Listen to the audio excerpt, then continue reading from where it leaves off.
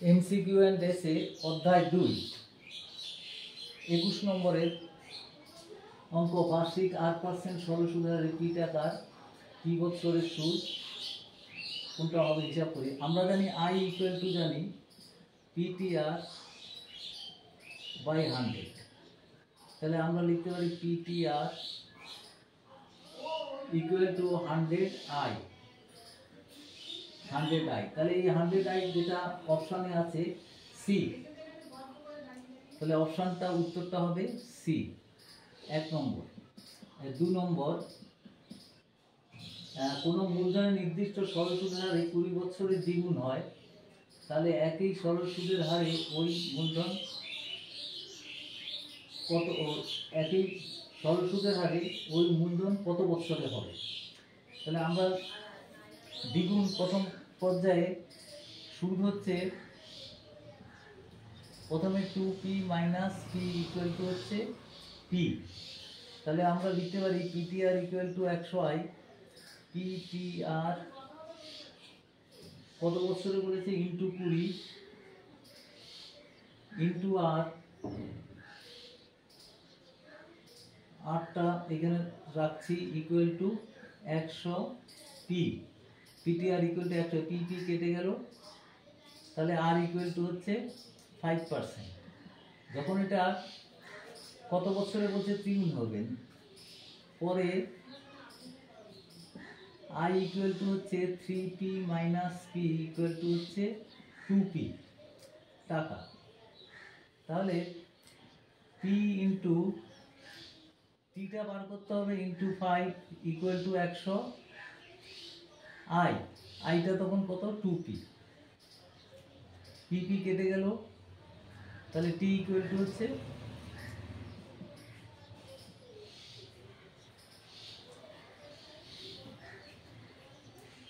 40 বছর, কারণ এখানে 200/5 40 বছর, অপশনটা হবে তাহলে সি। 3 নম্বর, কোন মূলধন 10 বছরের দ্বিগুণ হলে বার্ষিক সরল সুদের হার কত। তাহলে দ্বিগুণ মানে আই ইকুয়াল টু হচ্ছে 2p minus P equal to হচ্ছে পি, তাহলে আমরা যদি লিখি পিটিআর পি ইন্টু 10 বছরে ইন্টু আর ইকুয়াল টু হচ্ছে 100i, তাহলে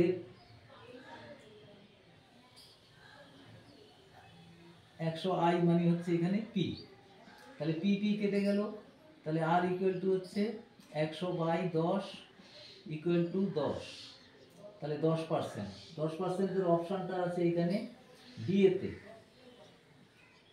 অপশান বি। তারপর হচ্ছে 4 নম্বর, বার্ষিক x% সরল সুদের হারে কোনো মূলধনের x বছরে সুদ x টাকা হলে মূলধনের পরিমাণ কত। তার মূলধনটা ধরি আমরা কি ধরি মূলধন, তাহলে পিটিআর, তাহলে পি ইন্টু x বছর ইন্টু x%, তাহলে PTR equal to 100i, 100i, সুদটা কত বলেছে, সুদ x টাকা, তাহলে একটা x কেটে গেল, তাহলে p ইকুয়াল টু হবে p ইকুয়াল টু 100/x, তো 100/x এখানে অপশনটা হচ্ছে সি। 5 নম্বর, বার্ষিক সরল সুদের হারে কোন মূলধনের n বছরে মোট সুদ হয় PNR/25, তাহলে মূলধনের পরিমাণ কত। আমাদের পি ইন্টু বছরটা হচ্ছে এন, PNR, আটটা হচ্ছে সুদের হার ইকুয়াল টু 100 ইন্টু আইটা এখানে বলছে PNR,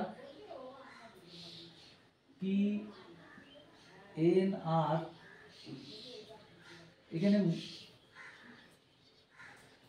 মূলধনটা আমরা এখানে x ধরবো, p ধরবো না, PNR/25, দেখো এনআর কেটে গেল, তাহলে 25 এখানে 4, তার মানে এটা x ইকুয়াল টু হচ্ছে 4n, এই 4p, p আছে এটা 4p, তাহলে 4p টা হচ্ছে অপশন বি। এরপরে আছে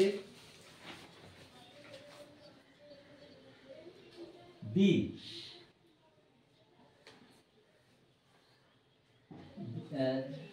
বিবৃতিগুলি সত্য না মিথ্যা। যে ব্যক্তি টাকা ধার করেন তাকে অধমন্য বলে। হ্যাঁ, এটা সত্য, টি। আচ্ছা, আসল ও শতকরা 2 নম্বর, আসল ও শতকরা বার্ষিক সরল সুদের হার একই থাকলে সুদ সময়ের সঙ্গে সমানুপাতে ব্যস্তানুপাতে থাকে না। আমাদের যদি সময় বাড়ে তাহলে সুদ বাড়বে, সময় কমলে সুদ কমবে, সেই জন্য সেটা সমানুপাতিক সম্পর্ক। এখানে ব্যস্তানুপাত বলেছে, ওই জন্য এটা মিথ্যা, ফলস। তারপর হচ্ছে সি, যে ব্যক্তি ধার দেন তাকে ড্যাশের মধ্যে লেখা আছে, ফাঁকা জায়গায় লিখতে হবে আমাদের উত্তমন্য, উত্তমন্য। এবার এটা হচ্ছে 1 নম্বর, সি এর 1। এবার হচ্ছে 2, বার্ষিক সরল 0.5% সরল সুদের হারে 2p টাকার টি বছরের সুদ আসল। তাহলে সুদ আইটা ইকুয়াল টু কত? আই ইকুয়াল টু হচ্ছে পি, 2p ইন্টু টি বছরের সরল সুদের হার হচ্ছে r/2%, r/2 PTR by 100 by 100।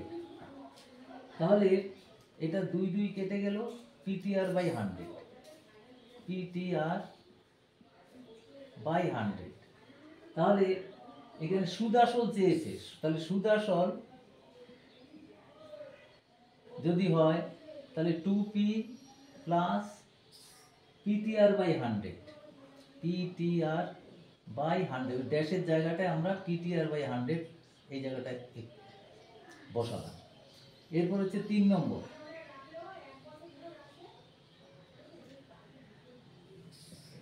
3 নম্বরে বলছে 1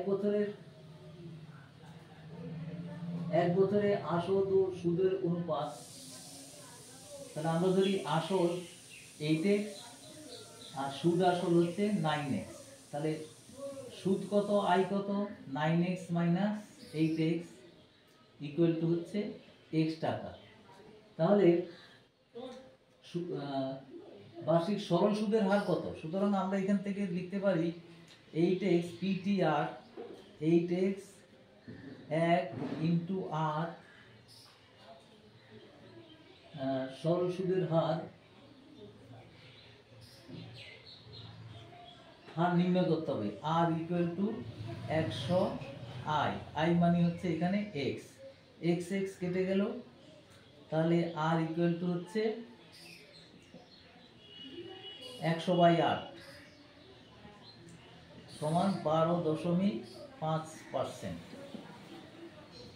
এটা ড্যাশের জায়গায় বসিয়ে দিতে হবে। এরপরে আসছে 22 নম্বর, 22 নম্বর, কোন মূলধন বার্ষিক 25/4% সরল সুদের কত বছরে তার দ্বিগুণ। সুদ ইকুয়াল টু হচ্ছে 2p, দ্বিগুণ হবে 2p minus p equal to p। এখানে কত বছরের দ্বিগুণ, টিটা বার করতে হবে। p ইন্টু টি ইন্টু আর, আর মানে হচ্ছে 25/4 ইকুয়াল টু হচ্ছে 100p। দেখো এখানে তাহলে p কেটে গেল, তাহলে সুতরাং t ইকুয়াল টু হচ্ছে 100 ইন্টু 4/25, 4 সমান 16 বৎসর।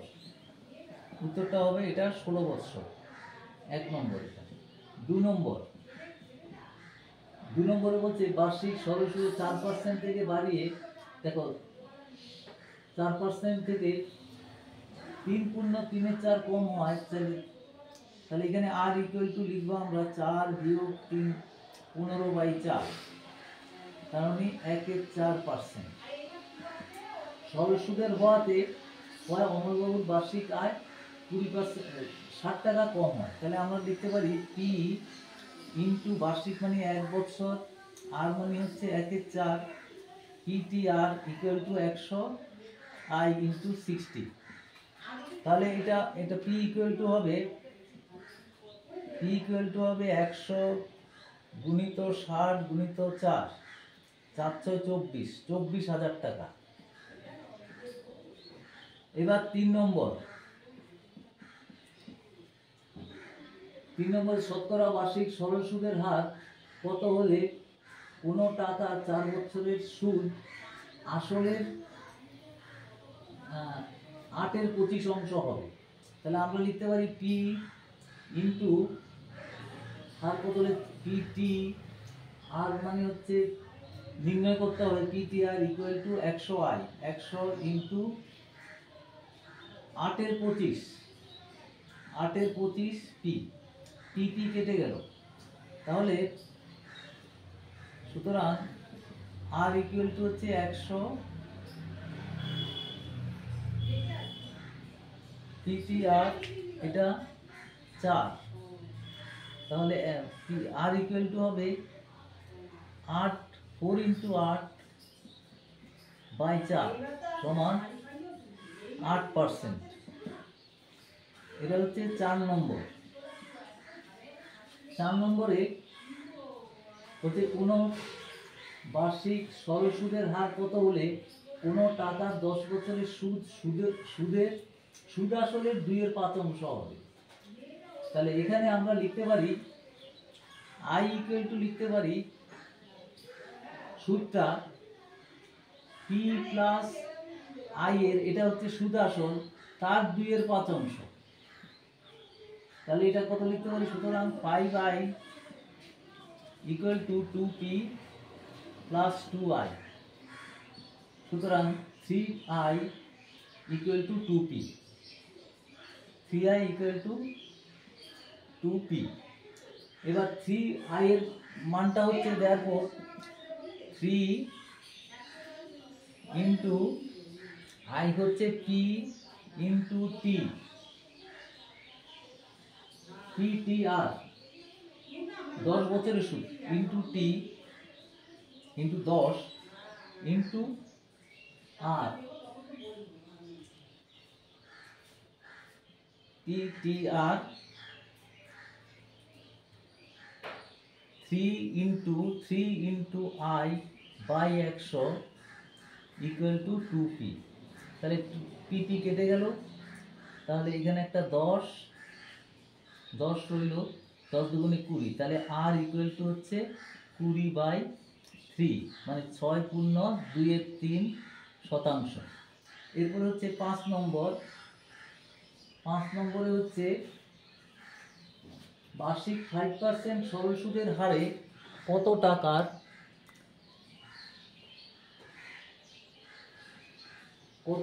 মাসিক সুদ 1 টাকা হয়।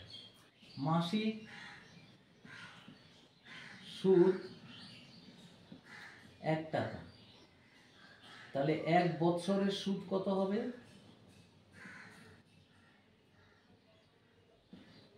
সমান 12 মাসে 12 টাকা হবে, 12 টাকা।